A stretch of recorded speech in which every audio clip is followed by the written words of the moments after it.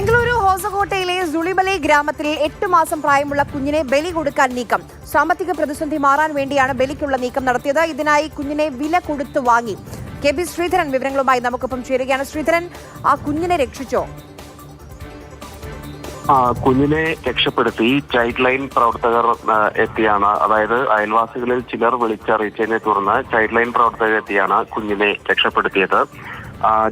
ഈ സുളിമലൈ ഗ്രാമത്തിലെ ജനതാ കോളനിയിലെ സയ്യിദ് ഇമ്രാൻ എന്നയാളുടെ വീട്ടിലാണ് ഈ സംഭവം നടക്കുന്നത്. അതായത് നിധി ലഭിക്കാൻ, സാമ്പത്തിക പ്രശ്നങ്ങൾ തീരാനും നിധി ലഭിക്കാനും വേണ്ടിയാണ് ഈ കുഞ്ഞിനെ ബലി കൊടുക്കാനുള്ള നീക്കം നടത്തിയത്. മാസങ്ങൾക്ക് മുൻപ് ഇയാൾ ഈ കുഞ്ഞിനെ മറ്റൊരാളിൽ നിന്ന് വില കൊടുത്തു വാങ്ങിയെന്നാണ് പോലീസ് പറയുന്നത്. 8 മാസം മാത്രം പ്രായമുള്ള കുട്ടിയാണ്.